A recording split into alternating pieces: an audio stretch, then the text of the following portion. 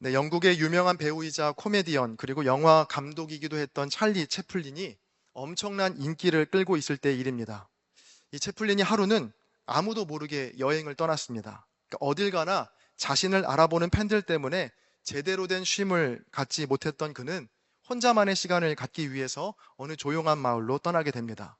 자, 그런데 마침 그때 그 마을에서 축제가 열렸는데 재밌는 건 그 축제의 이름이 채플린 흉내내기였습니다. 자, 마을 사람들이 이 채플린처럼 흉내내고 분장해서 진짜와 가장 비슷한 가짜 채플린을 뽑는 대회였죠. 자, 채플린은 이 장난기가 발동했습니다. 그러니까 자신이 그 직접 대회에 참가하게 된 겁니다. 그렇게 진짜 채플린은 가짜 채플린을 뽑는 대회의 참가자 중 한 명으로 참석하게 됩니다. 대회 당일 모두가 똑같은 분장을 하고 똑같은 말투에 똑같은 코수염에 똑같은 걸음걸이로 채플린을 따라했습니다. 자, 물론 그 중에 진짜 채플린도 있었습니다. 자, 모든 경연이 끝나고 이 시상을 하게 되었는데요. 여러분 상식적으로 그 대회에서 누가 1등을 해야 맞나요? 진짜 채플린이겠죠. 자, 그런데 놀랍게도 진짜 채플린은 그 대회에서 3등을 했다고 합니다. 자, 진짜 채플린을 따라하는 그 대회에 진짜 채플린이 나왔지만 우승은커녕 3위에 그쳤다는 것이죠. 가짜가 진짜를 이긴 겁니다. 여러분 또 짝퉁이라는 말 많이 들어보셨죠? 그러니까 진짜와 매우 유사하지만 진짜가 아닌 가짜를 뜻하는 말이 짝퉁이라는 말인데요.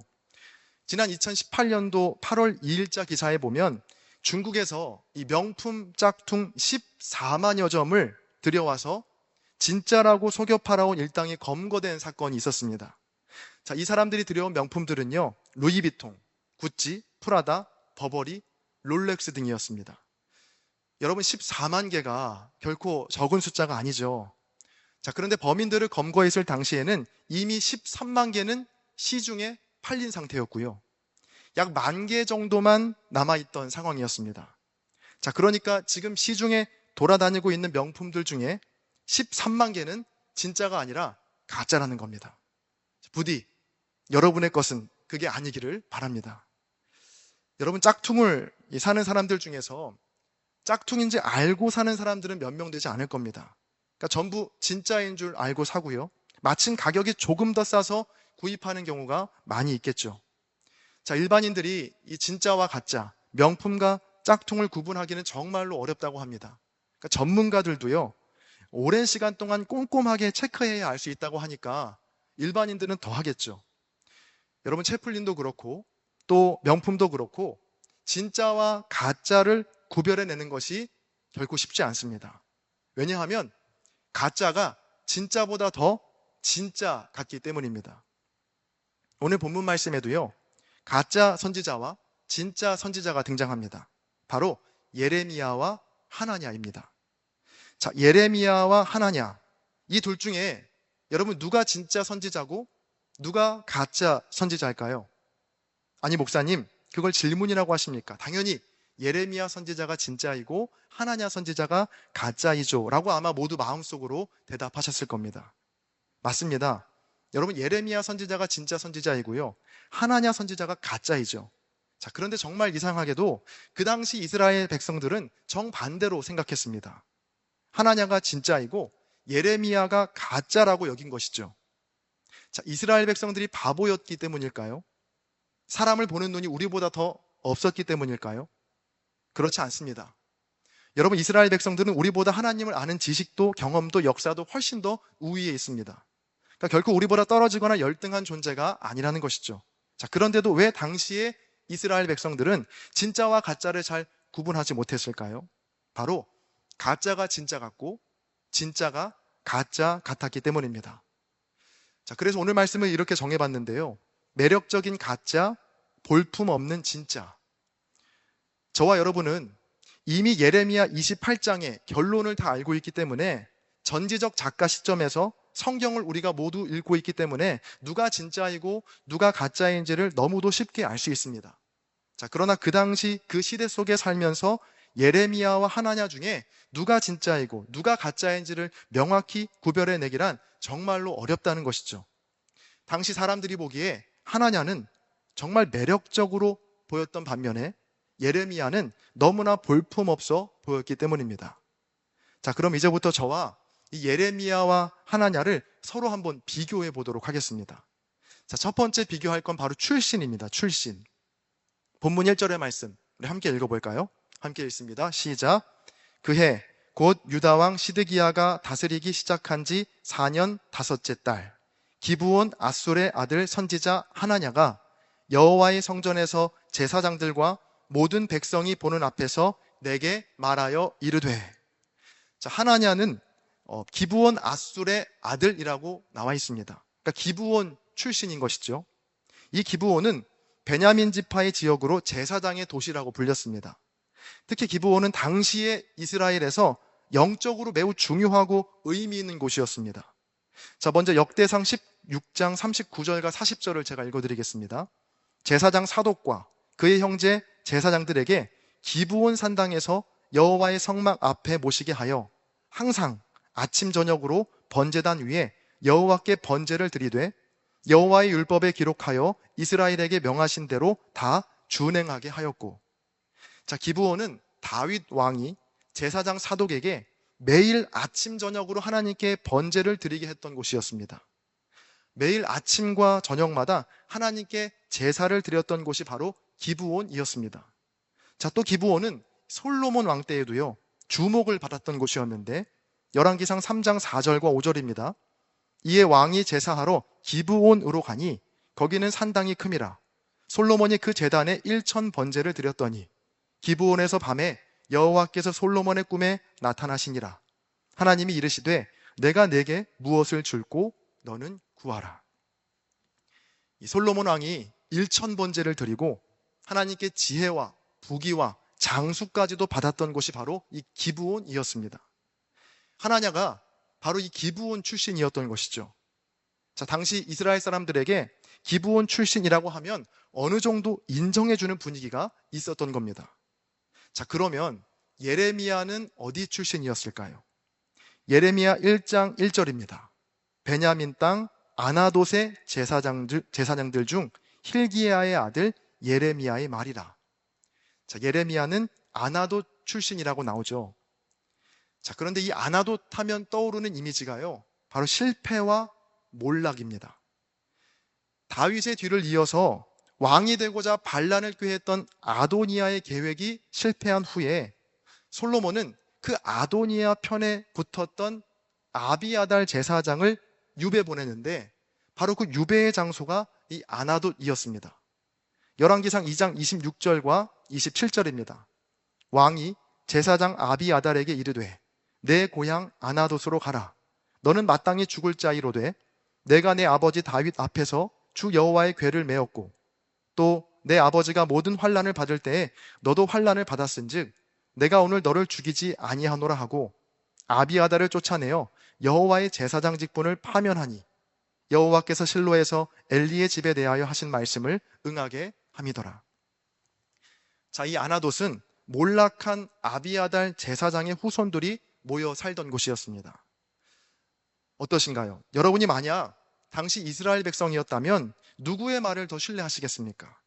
매일 2번의 제사가 드려졌던 축복과 은혜의 장소인 기브온 출신의 하나냐, 반면 반역과 몰락 그리고 실패의 장소인 아나돗 출신의 예레미야, 여러분 누구의 말에 더 귀를 기울이시겠습니까?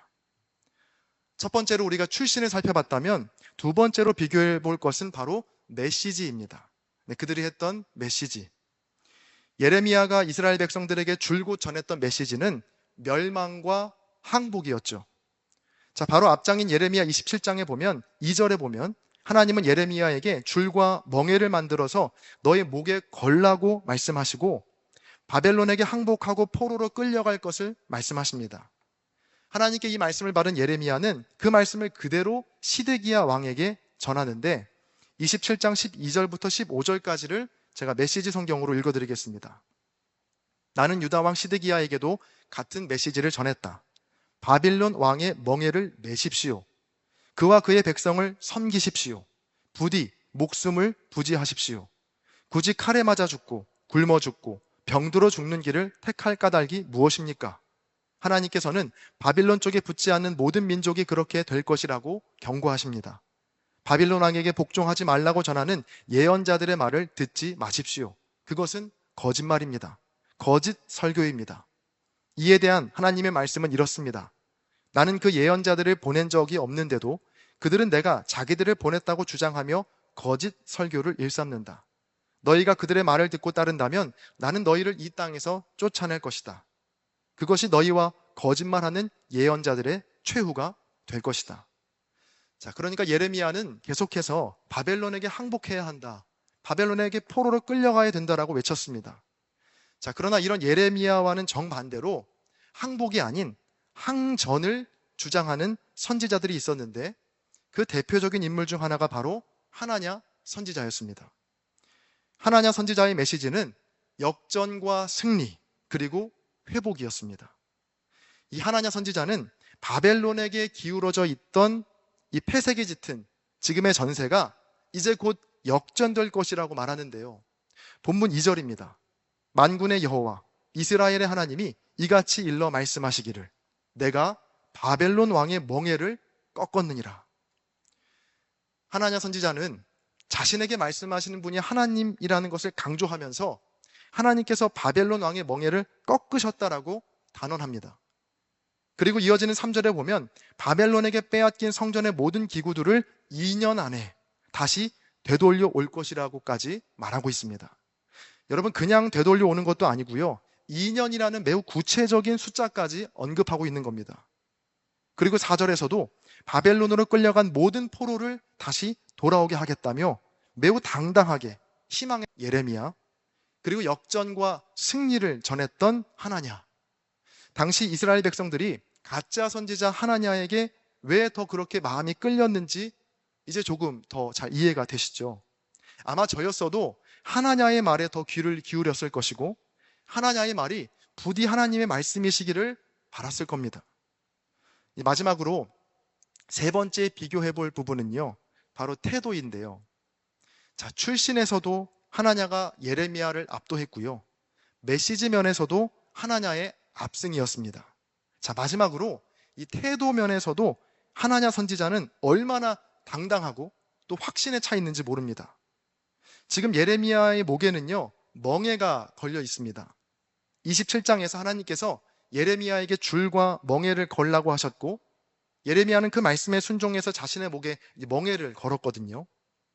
바벨론에게 멸망한 후에 포로로 끌려갈 이스라엘의 모습을 생생하게 보여주고 있는 겁니다. 자, 그런데 하나냐는 이 예레미야의 목에 걸려있던 멍에를 빼앗아서 꺾어버립니다. 본문 10절과 11절입니다. 선지자 하나냐가 선지자 예레미야의 목에서 멍에를 빼앗아 꺾고 모든 백성 앞에서 하나냐가 말하여 이르되 여호와께서 이와 같이 말씀하시니라 내가 2년 안에 모든 민족의 목에서 바벨론의 왕 느부갓네살의 멍에를 이와 같이 꺾어버리리라 하셨느니라 하매. 하나냐는 정말 자신 있게 예레미야의 목에 있는 멍에를 빼앗은 후에 그 멍에를 그냥 부셔버립니다. 그리고 모든 백성 앞에서 그 부서진 멍에를 들고 2년 안에 모든 민족의 목에 걸린 멍에를 바로 이렇게 만들어 버리겠다라고 외치고 있는 겁니다. 여러분, 당시 현장의 분위기가 어땠을까요? 모르긴 몰라도 우레와 같은 함성과 박수가 터져 나왔을 겁니다. 시종일관 괜히 재수없게 멸망과 항복만을 외치던 예레미야 선지자 앞에 가서 망설임 없이 그의 목에 걸린 멍에를 빼앗아 꺾어버리는 퍼포먼스. 무리들을 자극하기에 충분한 행동이었죠. 또 행동 뒤에 외치는 확신에 끊임없이 역전과 승리, 2년 안에 모든 것을 다 끝내버리겠다고 하는 메시지까지. 사람들이 왜 하나냐 선지자를 더 좋아했는지 이제는 정말 확실하게 이해가 가실 겁니다. 자, 지금까지 예레미야와 하나냐를 비교해 봤는데요. 출신이나 메시지, 그리고 태도 면에서 누가 봐도 하나냐 선지자가 예레미야 선지자를 압도합니다. 자, 가뜩이나 여러 면에서 밀리고 있는 예레미야인데요. 그 목에 걸려있던 멍에를 하나냐에게 빼앗긴 후에 보이는 그의 태도를 보면 너무나도 실망스럽습니다. 예레미야 입장에서요, 이런 하나냐의 태도는 얼마나 무례하고 또 경우가 없는 행동입니까? 감히 하나님께서 매라고 말씀하신 멍에를 자기 멋대로 상대방의 동의도 구하지 않고 무례하게 빼앗아서 많은 사람들 앞에서 부셔버리는 행동에 예레미야는 어떻게 반응했을까요? 하나님의 이름으로 하나냐를 그 즉시 저주하거나 아니면 빼앗긴 멍에를 다시 빼앗아 걸기라도 했으면 조금 면이 살 것 같은데 11절의 마지막은 이렇게 끝이 납니다. 선지자 예레미야가 자기의 길을 가니라. 정말 무례하고 난폭하고 거만한 하나냐의 도발에 예레미야는 전혀 반응하지 않고 그저 자신의 길을 묵묵하게 걸어갑니다. 오늘 말씀의 제목은 매력적인 가짜, 볼품없는 진짜입니다. 예레미야 선지자는 진짜 선지자였지만 오늘 말씀을 통해 비춰지는 그의 모습은 너무나 볼품없어 보이죠. 반대로 하나냐 선지자는 가짜 선지자였지만 그의 모습은 너무나도 매력적으로 보입니다. 좋은 가문과 희망적인 메시지, 그리고 확신에 찬 태도까지. 그러나 하나냐는 여러분 진짜가 아니라 가짜였습니다. 하나님께서 자신에게 내가 2년 안에 너희의 멍에를 풀어줄 것이라고 말씀하셨다라고 확신했지만 실은 그 모든 말이 전부 거짓말이었고 가짜였습니다. 요즘 넷플릭스에 공개된 나는 신이다 라는 다큐멘터리가 우리나라뿐 아니라 세계적으로 많은 관심을 끌고 있는데요. 이 나는 신이다는 스스로 메시아라고 천명한 4명의 교주들의 실체와 또 피해자들의 목소리를 담은 다큐멘터리입니다. 총 8편으로 되어 있는데요. 저도 그 다큐를 보면서 몇 번이나 멈췄다가 보기를 반복했는지 모릅니다. 정말 인간 이하의 말과 행동을 서슴지 않으면서도 자신을 메시아라고 칭하는 그 모습에 분노 그 이상의 감정을 느꼈기 때문입니다. 자, 그중 가장 많이 이슈가 되었던 것이 JMS였죠. 이 JMS는 정명석이라는 교주의 이름을 따서 만든 건데요. 자, 그가 행한 정말 극악한 범죄와 사기 행각들은 이 자리에서 다 말할 수 없을 정도로 또 솔직히 말하고 싶지 않을 정도로 참혹합니다. 제가 오늘 여러분께 말씀드리고 싶은 건 우리가 보기에는 정말 이해가 안 갈 정도로 반사회적인 그 사이비 집단에 불과한 그 단체에 소위 엘리트들이 굉장히 많이 모여 있었다는 겁니다. JMS가 처음 시작할 때 대학가를 중심으로 이 조직이 커졌는데요. 그 구성원들을 보면 우리나라에서 소위 명문대라고 하는 유수한 대학들의 학생들이 정말 많이 모였다는 겁니다. JMS에 들어갔다가 다시 나온 사람들의 이야기를 들어보니까 뭔가 이상한 것 같다는 낌새를 느끼다가도 내 옆에 있는 저렇게 똑똑한 사람도 믿는 곳이니까 괜찮은 곳이겠거니 했다는 것이죠. 또 당시에 찬송가를 유행가 멜로디에 입혀서 부르기도 하고요. 또 기존 교회들에서 듣지 못한 엄청난 성경 풀이도 막히는 것이 없이 술술 풀어내서 그들은 기존 교회들을 고리타분하고 전통에 갇혀있는 죽은 교회라고 폄하했다고 합니다. 다큐멘터리를 보신 분들은 아시겠지만 이 앞에서 설교하는 정명석의 모습이 또 얼마나 당당한지 모릅니다. 자, 심지어 국제경찰의 수배를 받는 중에서도 그는 당당함을 잃지 않습니다. 하나님을 보고 싶다면 멀리 찾을 필요 없이 바로 나를 봐라 라고 할 정도로 그의 말과 태도가 얼마나 확신에 차 있는지 모릅니다. 여러분, 어떤 설교자가 하나님을 보고 싶다면 저를 보면 됩니다 라고 말할 수 있겠습니까? 자, 그런 확신과 그런 당당함이 듣는 사람들로 하여금 무언가 안정감을 준 것 같습니다. 지금 우리로서는 정말 이해가 가지 않지만 당시 소위 엘리트라고 불리던 청년들이 정명석을 따랐던 이유가 무엇일까요? 바로 그의 모습이 그들이 보기에 매력적으로 보였기 때문입니다. 자, 그러나 그는 영락없는 가짜였습니다. 자, 이처럼 우리는요, 진짜와 가짜를 잘 구분하지 못합니다. 내 눈에 좋아 보이는 것, 내 귀에 좋게 들리는 것, 내 마음에 와닿는 것을 쫓아 살거든요. 자, 그러나 오늘 말씀은 우리에게 분명히 경고합니다. 아무리 그것이 내 눈에 보기에 좋아 보이고 내 귀에 듣기에 좋게 들리고 내 마음에 와닿아도 그것이 진짜가 아닌 가짜일 수 있다라고 우리에게 경고하고 있습니다. 조금 과격한 표현으로 하면 내 마음에 좋은 건 가짜일 확률이 높고요. 도리어 내 마음을 불편하게 하는 것일수록 진짜일 확률이 높다라는 겁니다. 손성애 목사님께서 번역하신 틸리케의 신과 악마 사이라는 책에 보면 예수님을 시험하는 이제 악마가 등장하는데요. 자, 그 중에서 십자가 지신 예수님을 따르는 교회들을 향해서 외치는 악마의 말 중에 한 부분을 제가 가져와 봤습니다. 악마의 대사입니다. 제가 읽어드리겠습니다. 하나님은 빛의 하나님이다. 그러므로 너는 인생의 양지에서 사는 것이 당연하다.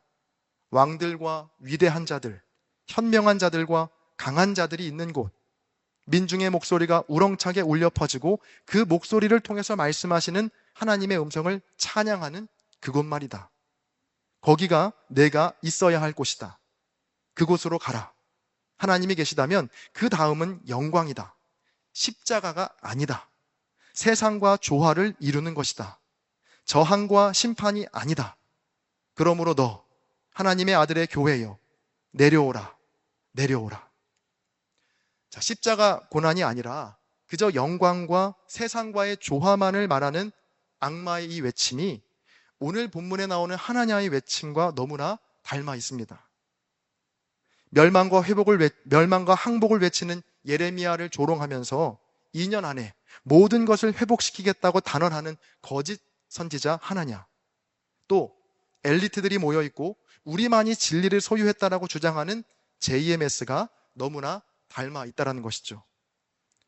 사랑하는 성도 여러분, 우리가 따르고 믿는 예수님이 그저 매력적이고 그저 아름답기만 한 분이시고, 또 그분을 믿는 우리의 삶도 그렇게 매력적이고 아름답기만 해야 한다라고 생각한다면 어쩌면 우리는 거짓 선지자의 가르침을 따르고 있는 것인지 모릅니다.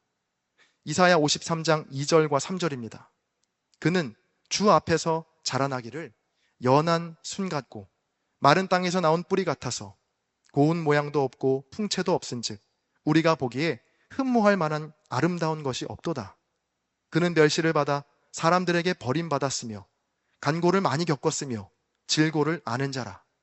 마치 사람들이 그에게서 얼굴을 가리는 것 같이 멸시를 당하였고 우리도 그를 귀히 여기지 아니하였도다. 성경이 말하는 예수님은 흠모할 만하지도 아름답지도 않은 분이시라고 말해주고 있습니다. 같은 본문을 메시지 성경은 이렇게 옮기고 있습니다. 하나님 앞에서 자라난 그 종, 바싹 마른 땅에 심긴 앙상한 묘목, 왜소한 초목 같았다. 아무 볼품없고 보잘것 없었다. 멸시받고 무시당하며 고난을 아는 사람, 고통을 몸소 겪은 사람이었다. 그를 보면 사람들은 고개를 돌렸다. 우리는 그를 멸시했고 벌레 취급했다. 주님의 십자가 고난을 묵상하고 또 주님 가신 그 길을 나도 따라 걷겠다라고 다짐하는 사순절의 한 복판에 우리는 지금 와 있습니다. 혹시 나는 그저 매력적인 가짜를 따르고 싶어 한 건 아니었는가? 볼품없어 보이는 십자가 고난을 애써 무시하고 그저 내 앞에 꽃길만 가득하고 역전과 승리, 영광만을 믿고 싶어 하지는 않았나? 또 예레미야 목에 걸려있던 멍에를 빼앗아 꺾어버리는 하나냐처럼 고난 없는 회복과 십자가 없는 영광만을 바라고 있지는 않았는지, 여러분 이 사순절의 계절에 한번 스스로를 깊이 말씀에 비추어 돌아보시기를 바랍니다. 혹시 극심한 고난 중에 있는 성도님들이 계십니까? 어서 벗어나고 싶고 어서 도망치고 싶은 그 볼품없는 지금의 고난의 자리가 실은 진짜 주님을 만나고 주의 은총을 받는 은혜의 자리가 될 수 있음도 여러분 꼭 기억하시기를 바랍니다. 어떤 고난과 어려움 중에도 주의 십자가 끝까지 붙들 때, 그때야 비로소 하나님께서 주시는 진정한 회복, 진정한 영광, 진정한 영생의 삶이 저와 여러분의 삶에 이루어질 줄로 믿습니다. 여러분 그 믿음으로 이 사순절기를 그 어느 해보다 복되고 의미 있게 보내시기를 주의 이름으로 간절히 축원드립니다.